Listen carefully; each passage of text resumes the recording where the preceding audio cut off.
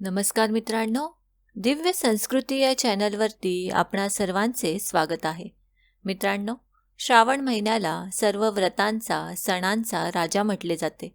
श्रावण महिन्यातील प्रत्येक दिवशी कोणत्या ना कोणत्या देवतेची पूजा किंवा व्रत करण्याची हिंदू धर्मियांची परंपरा आहे.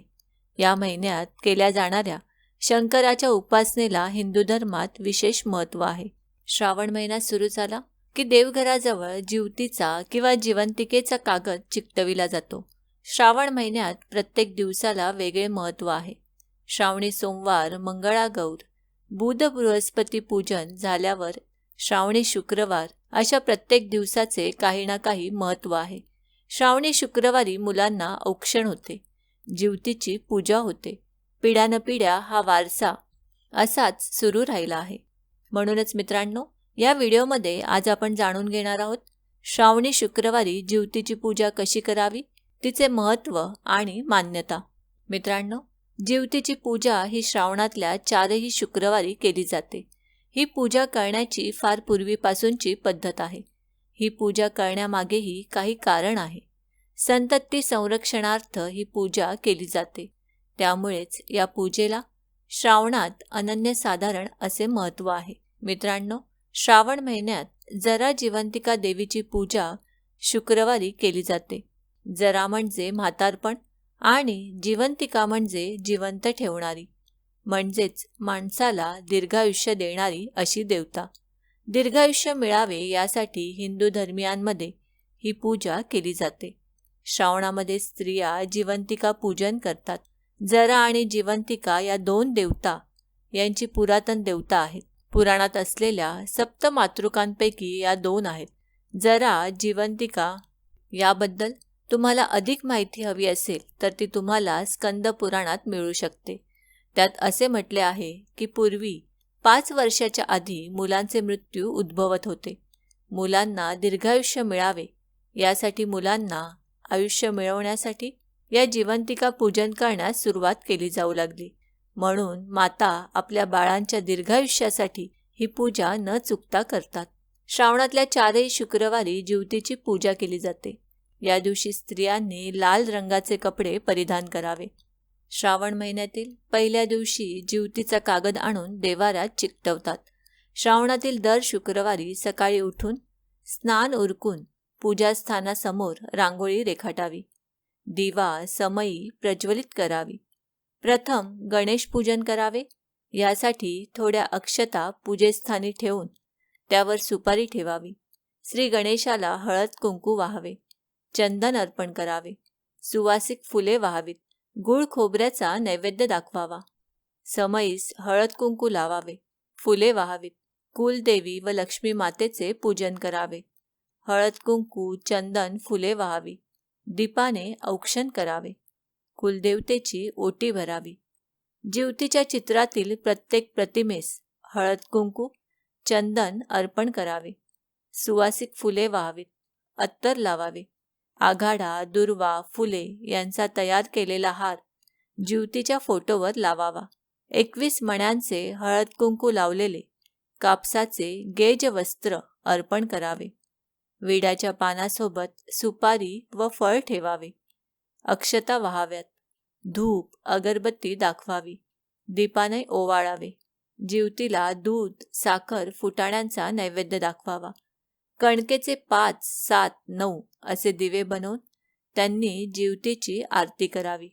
दर शुक्रवारी एका मुठीचे पुरण घालावे. कोणत्याही एका शुक्रवारी पुरणपोळ्या कराव्या. इतर वरण भात, खीर, कटाची आमटी, भाजी, तळण आवडीप्रमाणे करावे. देवीला नैवेद्य दाखवावा. यानंतर पुढील श्लोक म्हणावा. जरे जिवंतिके देवी बालयुक्ते प्रमोदिनी रक्षावर्ते महाशक्ती पूर्णकामे नमोस्तुते. असा श्लोक जिवतीची पूजा करताना म्हटला जातो. श्लोक पुन्हा एकदा ऐका. जरे जिवंतिके देवी बालयुक्ते प्रमोदिनी रक्षाव्रते महाशक्ती पूर्णकामे नमोस्तुते. मित्रांनो, आपल्या मुलाबाळांना दीर्घायुष्य लाभावे व त्यांचे रक्षण करा ही प्रार्थना करावी. मुले बाहेरगावी राहत असल्यास किंवा परदेशी असल्यास 4ही दिशांना औक्षण करावे व अक्षता वाहाव्यात व जीवतीस प्रार्थना करावी की ज्या दिशेला माझी मुलं राहत आहेत तिथे त्यांचे रक्षण कर. सवाष्णीला जेवावयास बोलवावे. तिच्या पानाभोवती रांगोळी रेखाटावी. सुवासिक अगरबत्ती लावावी. तिच्या पानासमोर विडा व दक्षिणा ठेवावी. ती जेवल्यावर तिची खणा नारळाने ओटी भरावी. संध्याकाळी सख्या शेजारणींना हळदी कुंकवास बोलवावे. त्यांना हळदी कुंकू लावावे. त्यांच्या ओट्या भराव्यात. त्यांना दूध, चणे फुटाणे हा प्रसाद द्यावा. घरातील लहान मुलांना पाटावर बसवून कुंकू, अक्षता लावावी. त्यांचे औक्षण करावे. त्यांना देखील दूध, चणे फुटाणे हा प्रसाद द्यावा. अशा प्रकारे श्रावण शुक्रवारी जरा जीवतीचे पूजन करावे. जीवतीच्या कागदात 6 चित्रे असतात. पहिले चित्र असते नरसिंहाचे. बाळ प्रल्हादाची हिरण्यकश्यपूपासून सुटका करण्यासाठी भगवान विष्णूने नरसिंह अवतार धारण केला होता. नरसिंहाने हिरण्यकश्यपूपासून बाळभक्त प्रल्हादाची सुटका केली. म्हणून माता या देवतेने आपल्या मुलांची वाईट शक्तींपासून रक्षा करावी या हेतूने नरसिंहाचे पूजन करतात. म्हणून माता आपल्या मुलांची वाईट शक्तींपासून रक्षा करावी या हेतूने नरसिंहाचे पूजन करतात. बालकांचा रक्षक आणि बालभक्तासाठी अवतार धारण केलेली देवता म्हणून भगवान नरसिंह देवतेचे पूजन केले जाते. दुसऱ्या फोटोत भगवान बाळकृष्ण कालिया नागावर उभे आहेत.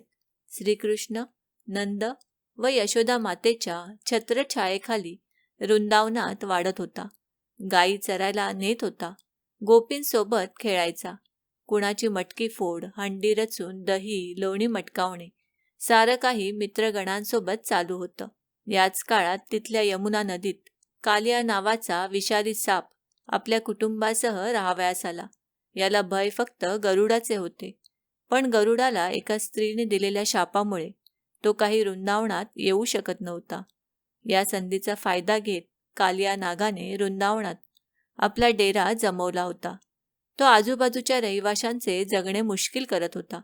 यमुनेच्या तीरावर दररोज गायीगुरे मृत्युमुखी पडत होती. तेव्हा यमुनेत लपून बसलेला कालिया नाग हे कृत्य करत असल्याचे बाळकृष्णाला कळले. त्याने यमुनेत उडी टाकून कालिया मर्दन केले आणि त्याच्यावर स्वार होऊन त्याला वश करून बासरी वादन करत गोकुळवासियांना भयमुक्त केले. म्हणून यशोदेसकट सर्व सुवासिनींनी गोपाळकृष्णांची दिव्यांनी आरती ओवाळली आणि त्याच्यासारखे तेज, धैर्य, शौर्य आमच्याही मुलांना मिळू देत अशी प्रार्थना केली. तिसरं चित्र आहे जरा जिवंतिकेचं. या यक्षदेवता यांच्याबाबत महाभारतात कथा वर्णिली आहे. मगध नरेशास 2 राण्या होत्या. मगध नरेशास मुलबाळ नव्हते. तो व्यथित असायचा. तेव्हा चंड कौशिक ऋषी तेथून जात असतात. राजा ऋषींना जाऊन भेटला व त्याने आपली व्यथा ऋषींना सांगितली. ऋषींनी त्या राजास एक आंबा दिला व पत्नीस देण्यास सांगितले.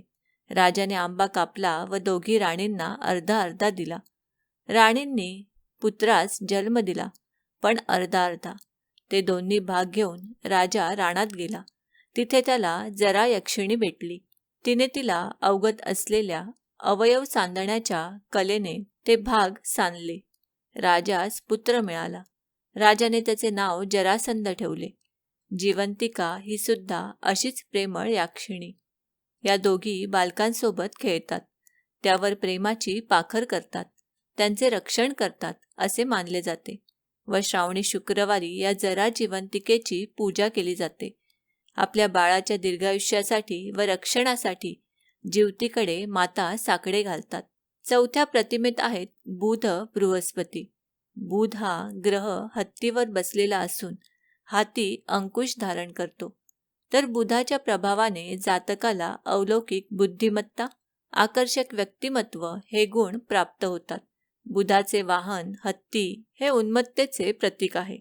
माणसात जागृत झालेला उन्मत्तपणा बुद्धीचा, ज्ञानाचा वापर करून माणसाने नाहीसा करावा हे बुधाची प्रतिमा सूचित करते. बृहस्पतीचे वाहन वाघ हे अहंकाराचे प्रतीक आहे. मानवी मनाला अहंकार लवकर चिकटतो. अहंकार मानवाच्या प्रगतीमध्ये आध्यात्मिक साधनेत बाधक ठरतो. त्यावर आपण ज्ञानाने ताबा मिळवावा हे बृहस्पती प्रतिमा आपल्याला सूचित करते. म्हणूनच बुध बृहस्पती यांना सुद्धा ज्योती प्रतिमेत स्थान मिळाले आहे. मित्रांनो, आम्ही अपेक्षा करतो की आम्ही सांगितलेल्या माहितीचा तुम्हाला सर्वतोपरी लाभ होईल. माहिती आवडली असल्यास ही माहिती तुम्ही मित्रपरिवाराबरोबर शेअर करा आणि अजूनही जर तुम्ही दिव्य संस्कृती या चॅनलला सबस्क्राईब केलं नसेल तर आमचे नवनवीन व्हिडिओ पाहण्यासाठी चॅनलला आजच सबस्क्राईब करा. धन्यवाद.